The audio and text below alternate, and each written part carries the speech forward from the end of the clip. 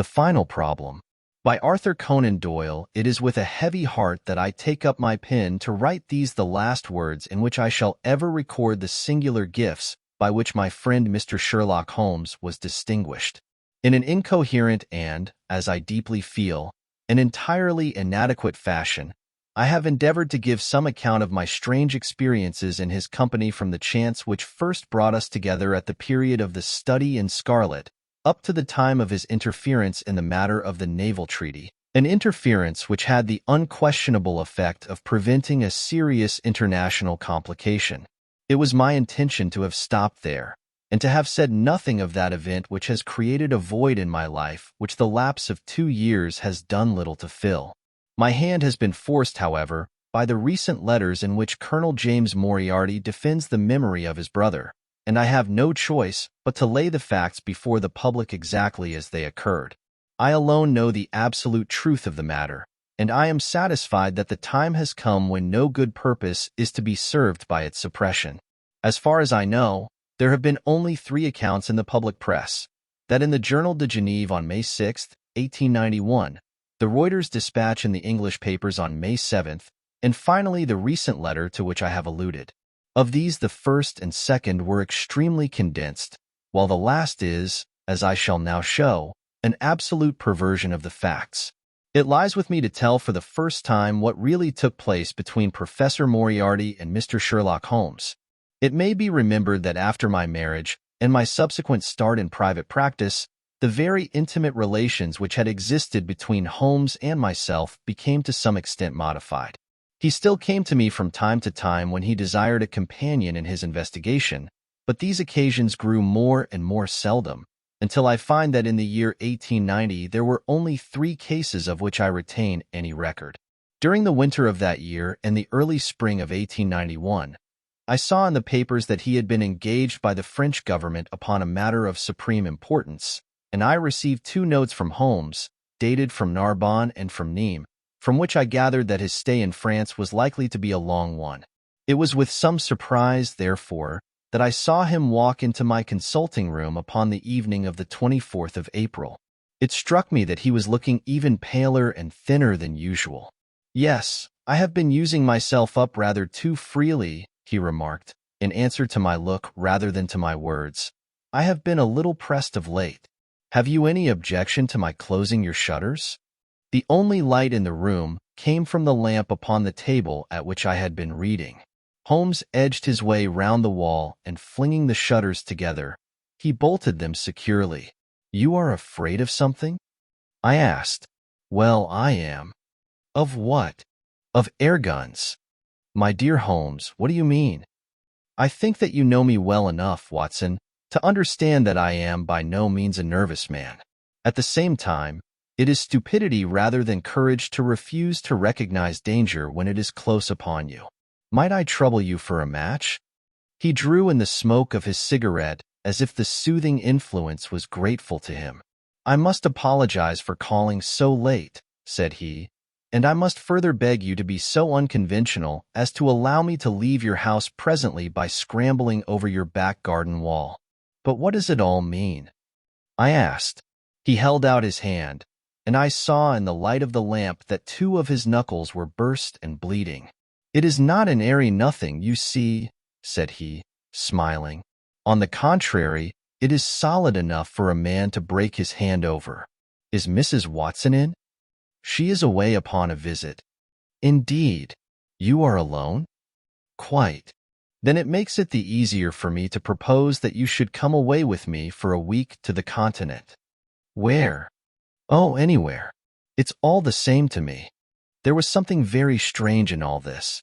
It was not Holmes's nature to take an aimless holiday, and something about his pale, worn face told me that his nerves were at their highest tension.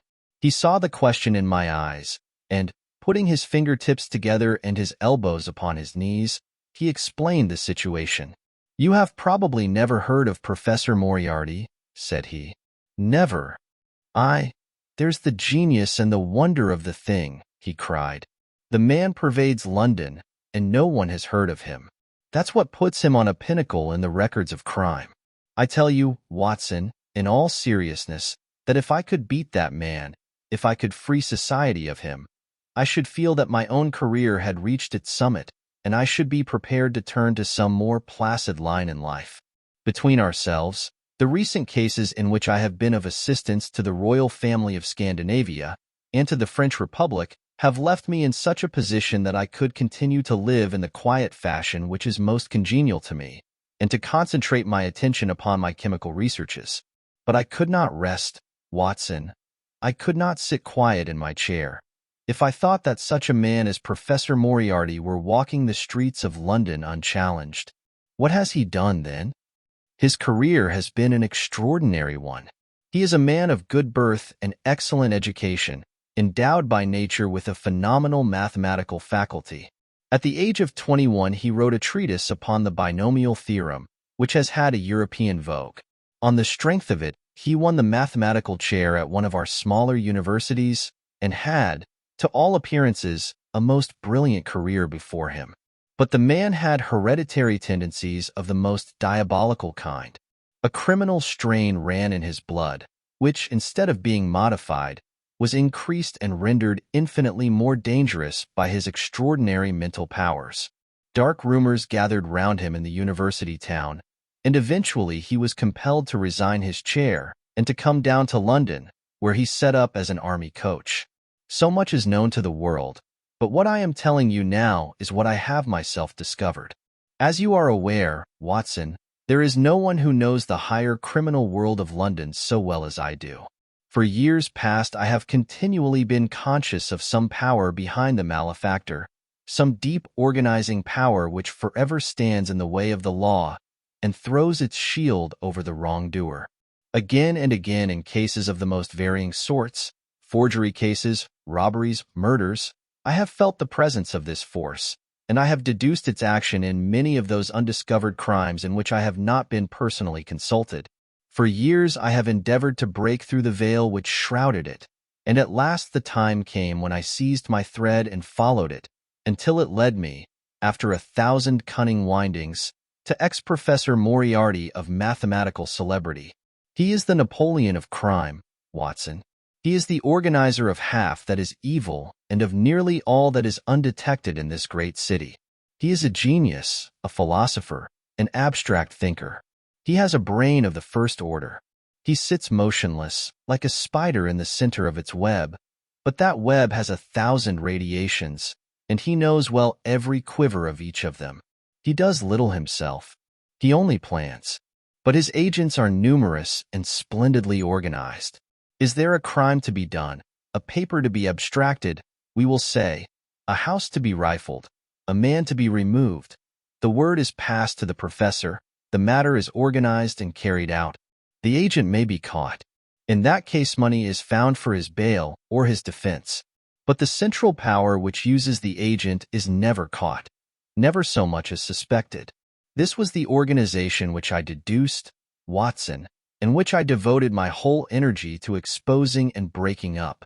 But the professor was fenced round with safeguards so cunningly devised that, do what I would, it seemed impossible to get evidence which would convict in a court of law.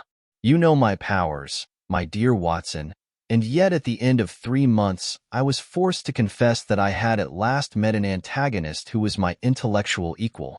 My horror at his crimes was lost in my admiration at his skill. But at last he made a trip, only a little trip, but it was more than he could afford when I was so close upon him. I had my chance, and, starting from that point, I have woven my net round him until now it is all ready to close.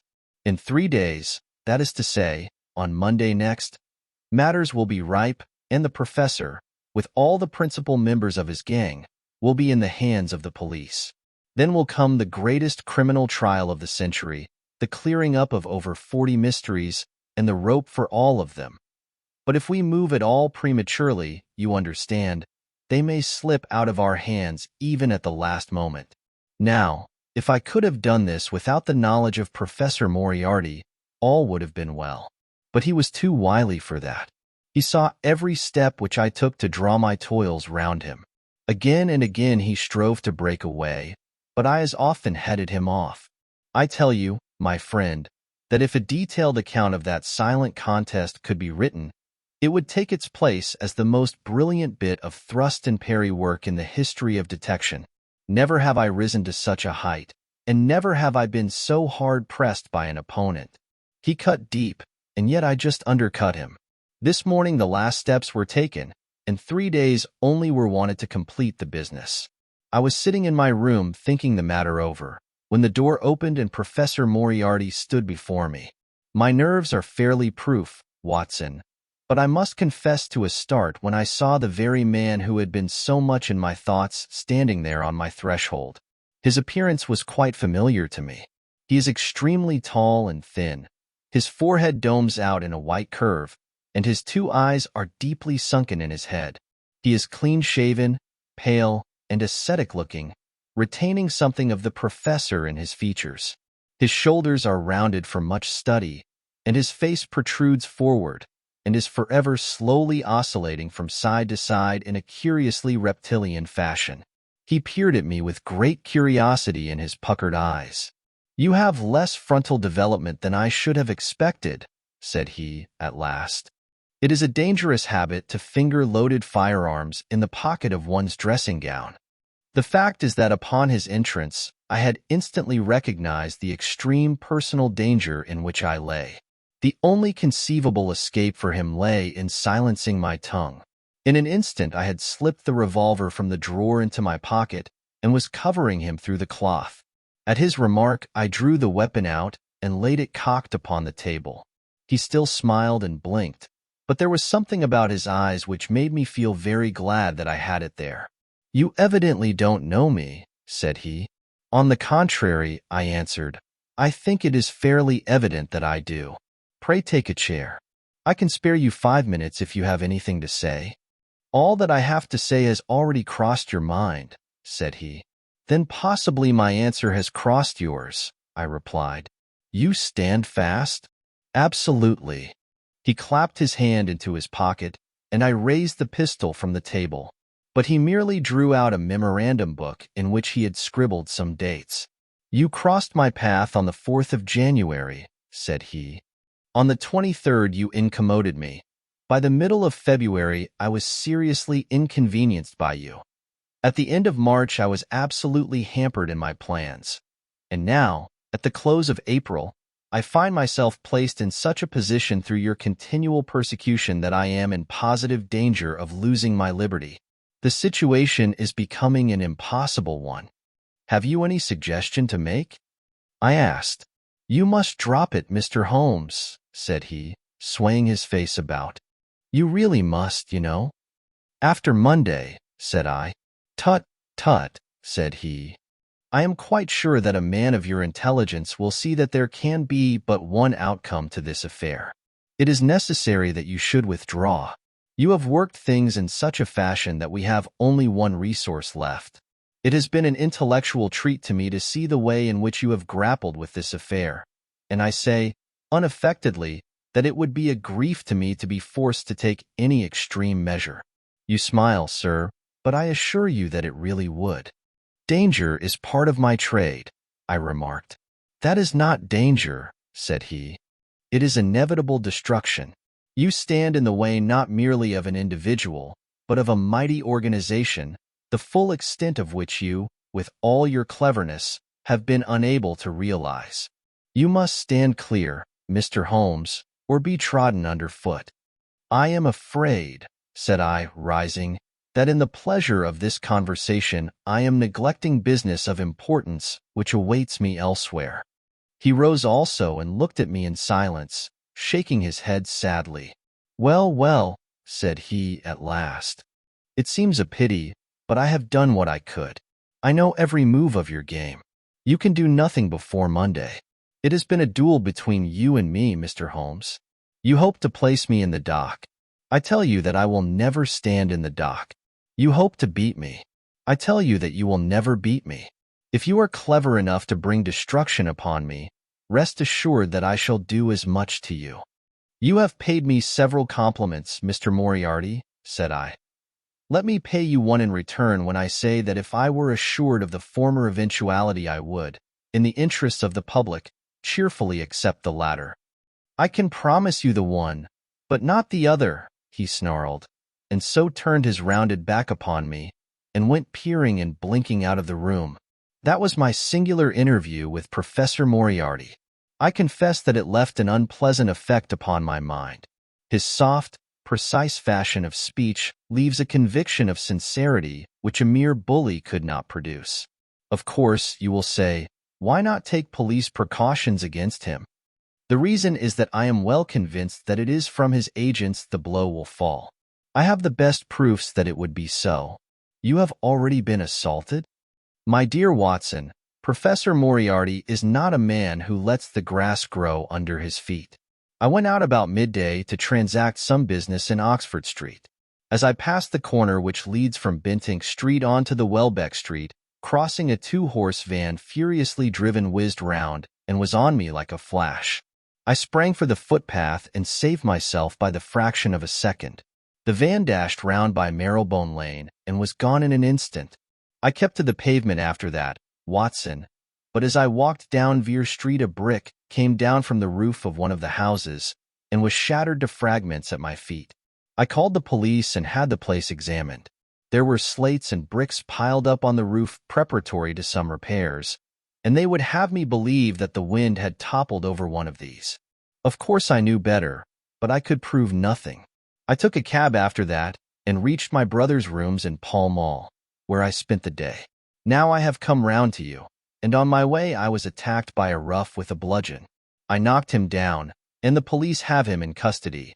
But I can tell you with the most absolute confidence that no possible connection will ever be traced between the gentleman upon whose front teeth I have barked my knuckles and the retiring mathematical coach, who is, I dare say, working out problems upon a blackboard 10 miles away. You will not wonder, Watson, that my first act on entering your rooms was to close your shutters, and that I have been compelled to ask your permission to leave the house by some less conspicuous exit than the front door. I had often admired my friend's courage, but never more than now, as he sat quietly checking off a series of incidents which must have combined to make up a day of horror. You will spend the night here? I said. No, my friend, you might find me a dangerous guest. I have my plans laid, and all will be well. Matters have gone so far now that they can move without my help as far as the arrest goes, though my presence is necessary for a conviction. It is obvious, therefore, that I cannot do better than get away for the few days which remain before the police are at liberty to act. It would be a great pleasure to me, therefore, if you could come on to the continent with me. The practice is quiet, said I, and I have an accommodating neighbor. I should be glad to come. And to start tomorrow morning? If necessary. Oh yes, it is most necessary. Then these are your instructions, and I beg, my dear Watson, that you will obey them to the letter, for you are now playing a double-handed game with me against the cleverest rogue and the most powerful syndicate of criminals in Europe. Now listen. You will dispatch whatever luggage you intend to take by a trusty messenger unaddressed to Victoria tonight. In the morning you will send for a hansom, desiring your man to take neither the first nor the second which may present itself. Into this hansom you will jump, and you will drive to the Strand end of the Lowther Arcade, handing the address to the cabman upon a slip of paper, with a request that he will not throw it away. Have your fare ready, and the instant that your cab stops, dash through the arcade, timing yourself to reach the other side at 9:15. You will find a small brougham waiting close to the curb, driven by a fellow with a heavy black cloak tipped at the collar with red. Into this you will step, and you will reach Victoria in time for the Continental Express. Where shall I meet you? At the station. The second first-class carriage from the front will be reserved for us. The carriage is our rendezvous, then? Yes. It was in vain that I asked Holmes to remain for the evening. It was evident to me that he thought he might bring trouble to the roof he was under, and that was the motive which impelled him to go. With a few hurried words as to our plans for the morrow, he rose and came out with me into the garden, clambering over the wall which leads into Mortimer Street, and immediately whistling for a hansom, in which I heard him drive away. In the morning I obeyed Holmes's injunctions to the letter. A hansom was procured with such precaution as would prevent its being one which was placed ready for us, and I drove immediately after breakfast to the Lowther Arcade, through which I hurried at the top of my speed. A brougham was waiting with a very massive driver wrapped in a dark cloak, who, the instant that I had stepped in, whipped up the horse and rattled off to Victoria Station. On my alighting there, he turned the carriage and dashed away again without so much as a look in my direction. So far all had gone admirably. My luggage was waiting for me, and I had no difficulty in finding the carriage which Holmes had indicated, the less so as it was the only one in the train which was marked engaged. My only source of anxiety now was the non-appearance of Holmes. The station clock marked only 7 minutes from the time when we were due to start. In vain I searched among the groups of travelers and leave-takers for the lithe figure of my friend. There was no sign of him. I spent a few minutes in assisting a venerable Italian priest who was endeavoring to make a porter understand, in his broken English, that his luggage was to be booked through to Paris. Then, having taken another look round, I returned to my carriage, where I found that the porter, in spite of the ticket, had given me my decrepit Italian friend as a traveling companion. It was useless for me to explain to him that his presence was an intrusion, for my Italian was even more limited than his English, so I shrugged my shoulders resignedly and continued to look out anxiously for my friend. A chill of fear had come over me, as I thought that his absence might mean that some blow had fallen during the night. Already the doors had all been shut and the whistle blown, when, "My dear Watson," said a voice, "you have not even condescended to say good morning." I turned in uncontrollable astonishment. The aged ecclesiastic had turned his face towards me. For an instant the wrinkles were smoothed away, the nose drew away from the chin, the lower lip ceased to protrude and the mouth to mumble, the dull eyes regained their fire, the drooping figure expanded. The next the whole frame collapsed again, and Holmes had gone as quickly as he had come. "Good heavens!" I cried. "How you startled me!" "Every precaution is still necessary," he whispered. "I have reason to think that they are hot upon our trail. Ah, there is Moriarty himself." The train had already begun to move as Holmes spoke. Glancing back, I saw a tall man pushing his way furiously through the crowd and waving his hand as if he desired to have the train stopped. It was too late, however, for we were rapidly gathering momentum and an instant later had shot clear of the station. "With all our precautions, you see that we have cut it rather fine," said Holmes, laughing. He rose, and throwing off the black cassock and hat which had formed his disguise, he packed them away in a handbag. "Have you seen the morning paper, Watson?" "No." "You haven't seen about Baker Street, then?" "Baker Street? They set fire to our rooms last night. No great harm was done." "Good heavens, Holmes, this is intolerable. They must have lost my track completely after their bludgeon man was arrested. Otherwise they could not have imagined that I had returned to my rooms. They have evidently taken the precaution of watching you, however, and that is what has brought Moriarty to Victoria. You could not have made any slip in coming?" "I did exactly what you advised." "Did you find your brougham?" "Yes, it was waiting." "Did you recognize your coachman?"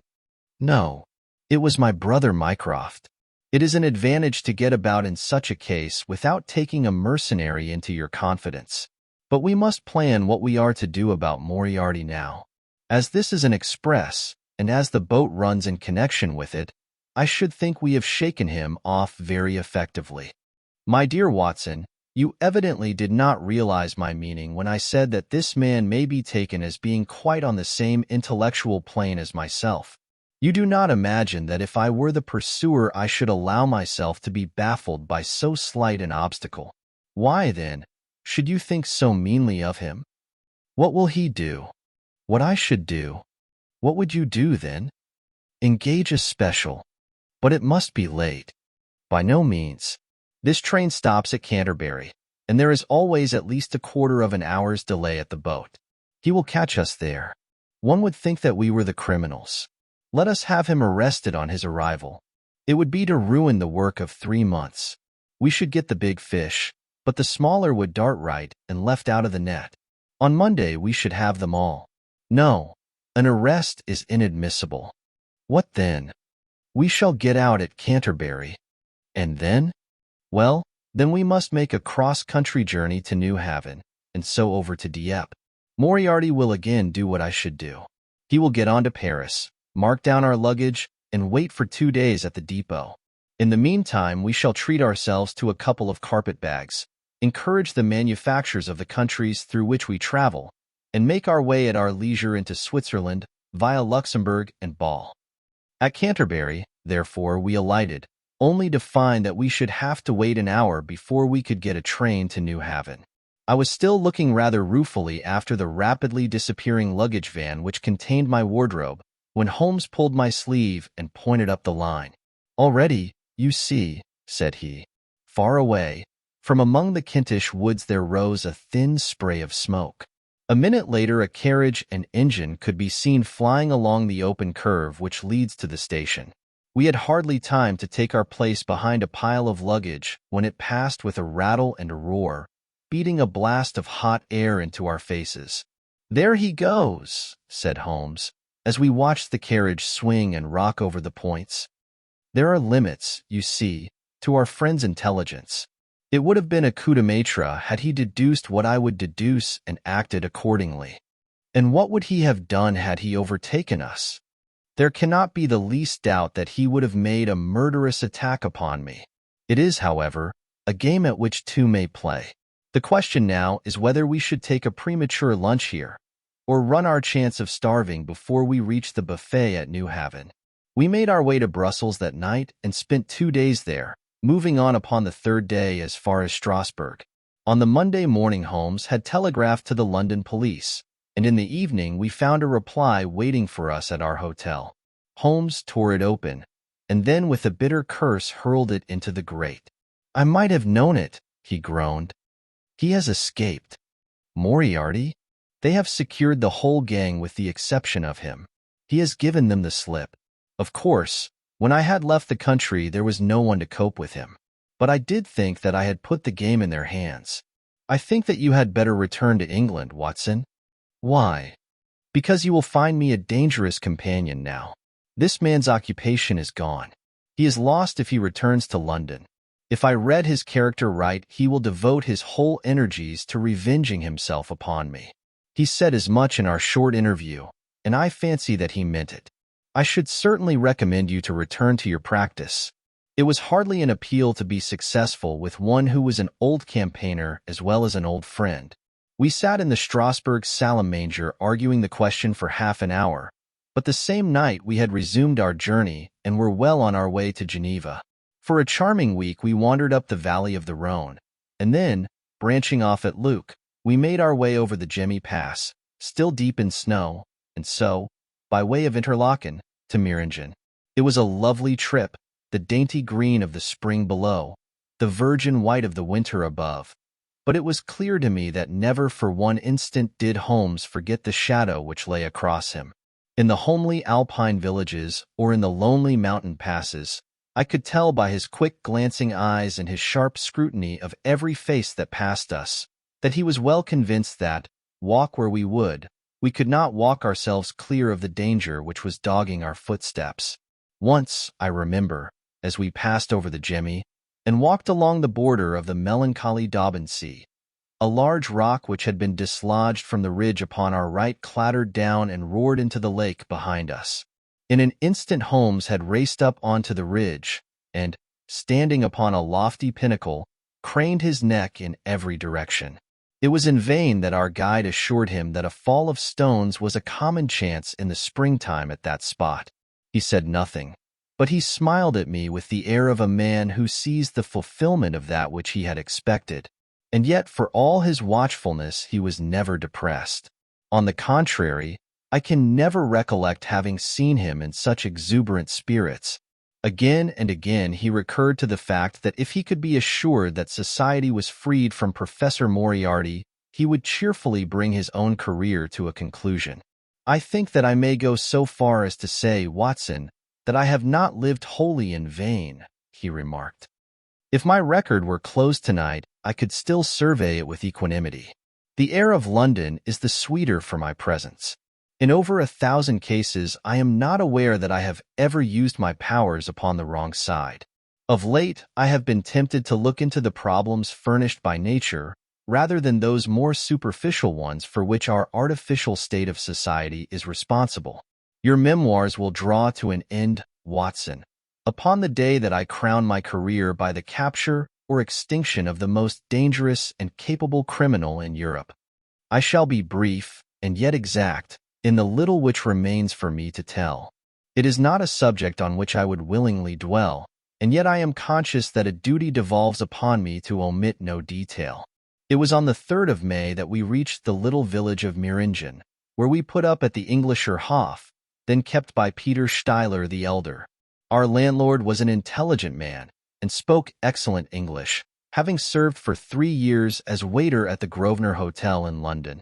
At his advice, on the afternoon of the 4th we set off together, with the intention of crossing the hills and spending the night at the hamlet of Rosenlaui. We had strict injunctions, however, on no account to pass the falls of Reichenbach, which are about halfway up the hill, without making a small detour to see them. It is indeed a fearful place. The torrent, swollen by the melting snow, plunges into a tremendous abyss, from which the spray rolls up like the smoke from a burning house. The shaft into which the river hurls itself is an immense chasm, lined by glistening coal-black rock and narrowing into a creaming, boiling pit of incalculable depth, which brims over and shoots the stream onward over its jagged lip. The long sweep of green water roaring forever down, and the thick flickering curtain of spray hissing forever upward, turn a man giddy with their constant whirl and clamor. We stood near the edge, peering down at the gleam of the breaking water far below us against the black rocks, and listening to the half-human shout which came booming up with the spray out of the abyss. The path has been cut halfway round the fall to afford a complete view, but it ends abruptly, and the traveler has to return as he came. We had turned to do so, when we saw a Swiss lad come running along it with a letter in his hand. It bore the mark of the hotel which we had just left, and was addressed to me by the landlord. It appeared that within a very few minutes of our leaving, an English lady had arrived who was in the last stage of consumption. She had wintered at Davos-Platz, and was journeying now to join her friends at Lucerne, when a sudden hemorrhage had overtaken her. It was thought that she could hardly live a few hours, but it would be a great consolation to her to see an English doctor, and, if I would only return, etc. The good Steiler assured me in a postscript that he would himself look upon my compliance as a very great favor, since the lady absolutely refused to see a Swiss physician, and he could not but feel that he was incurring a great responsibility. The appeal was one which could not be ignored. It was impossible to refuse the request of a fellow countrywoman dying in a strange land. Yet I had my scruples about leaving Holmes. It was finally agreed, however, that he should retain the young Swiss messenger with him as guide and companion while I returned to Meiringen. My friend would stay some little time at the fall, he said, and would then walk slowly over the hill to Rosenlaui, where I was to rejoin him in the evening. As I turned away, I saw Holmes, with his back against a rock and his arms folded, gazing down at the rush of the waters. It was the last that I was ever destined to see of him in this world. When I was near the bottom of the descent, I looked back. It was impossible, from that position, to see the fall, but I could see the curving path which winds over the shoulder of the hill and leads to it. Along this a man was, I remember, walking very rapidly. I could see his black figure clearly outlined against the green behind him. I noted him, and the energy with which he walked, but he passed from my mind again as I hurried on upon my errand. It may have been a little over an hour before I reached Meiringen. Old Steiler was standing at the porch of his hotel. "Well," said I, as I came hurrying up, "I trust that she is no worse?" A look of surprise passed over his face, and at the first quiver of his eyebrows my heart turned to lead in my breast. "You did not write this?" I said, pulling the letter from my pocket. "There is no sick Englishwoman in the hotel?" "Certainly not," he cried. "But it has the hotel mark upon it." "Ha! It must have been written by that tall Englishman who came in after you had gone," he said. But I waited for none of the landlord's explanations. In a tingle of fear, I was already running down the village street and making for the path which I had so lately descended. It had taken me an hour to come down. For all my efforts, 2 more had passed before I found myself at the fall of Reichenbach once more. There was Holmes's alpenstock still leaning against the rock by which I had left him, but there was no sign of him, and it was in vain that I shouted. My only answer was my own voice reverberating in a rolling echo from the cliffs around me. It was the sight of that alpenstock which turned me cold and sick. He had not gone to Rosenlaui, then. He had remained on that 3-foot path, with sheer wall on one side and sheer drop on the other, until his enemy had overtaken him. The young Swiss had gone too. He had probably been in the pay of Moriarty, and had left the 2 men together. And then what had happened? Who was to tell us what had happened then? I stood for a minute or two to collect myself, for I was dazed with the horror of the thing. Then I began to think of Holmes's own methods, and to try to practice them in reading this tragedy. It was, alas, only too easy to do. During our conversation we had not gone to the end of the path, and the alpenstock marked the place where we had stood. The blackish soil is kept forever soft by the incessant drift of spray, and a bird would leave its tread upon it. 2 lines of footmarks were clearly marked along the farther end of the path, both leading away from me. There were none returning. A few yards from the end the soil was all plowed up into a patch of mud, and the branches and ferns which fringed the chasm were torn and bedraggled. I lay upon my face and peered over with the spray spouting up all around me. It had darkened since I left, and now I could only see here and there the glistening of moisture upon the black walls, and far away down at the end of the shaft the gleam of the broken water. I shouted, but only the same half-human cry of the fall was borne back to my ears. But it was destined that I should after all have a last word of greeting from my friend and comrade. I have said that his alpenstock had been left leaning against a rock which jutted on to the path. From the top of this boulder the gleam of something bright caught my eye, and raising my hand, I found that it came from the silver cigarette case which he used to carry. As I took it up, a small square of paper upon which it had lain fluttered down onto the ground. Unfolding it, I found that it consisted of 3 pages torn from his notebook and addressed to me. It was characteristic of the man that the direction was precise, and the writing as firm and clear, as though it had been written in his study. "My dear Watson," he said, "I write these few lines through the courtesy of Mr. Moriarty, who awaits my convenience for the final discussion of those questions which lie between us. He has been giving me a sketch of the methods by which he avoided the English police and kept himself informed of our movements. They certainly confirm the very high opinion which I had formed of his abilities. I am pleased to think that I shall be able to free society from any further effects of his presence, though I fear that it is at a cost which will give pain to my friends, and especially, my dear Watson, to you.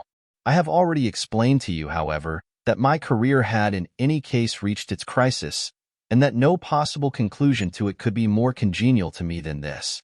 Indeed, if I may make a full confession to you, I was quite convinced that the letter from Meiringen was a hoax, and I allowed you to depart on that errand under the persuasion that some development of this sort would follow. Tell Inspector Patterson that the papers which he needs to convict the gang are in Pigeonhole M, done up in a blue envelope and inscribed Moriarty. I made every disposition of my property before leaving England, and handed it to my brother Mycroft. Pray give my greetings to Mrs. Watson, and believe me to be, my dear fellow, very sincerely yours, Sherlock Holmes. A few words may suffice to tell the little that remains. An examination by experts leaves little doubt that a personal contest between the 2 men ended, as it could hardly fail to end in such a situation, in their reeling over, locked in each other's arms. Any attempt at recovering the bodies was absolutely hopeless, and there, deep down in that dreadful cauldron of swirling water and seething foam, will lie for all time the most dangerous criminal and the foremost champion of the law of their generation. The Swiss youth was never found again, and there can be no doubt that he was one of the numerous agents whom Moriarty kept in his employ. As to the gang, it will be within the memory of the public how completely the evidence which Holmes had accumulated exposed their organization, and how heavily the hand of the dead man weighed upon them.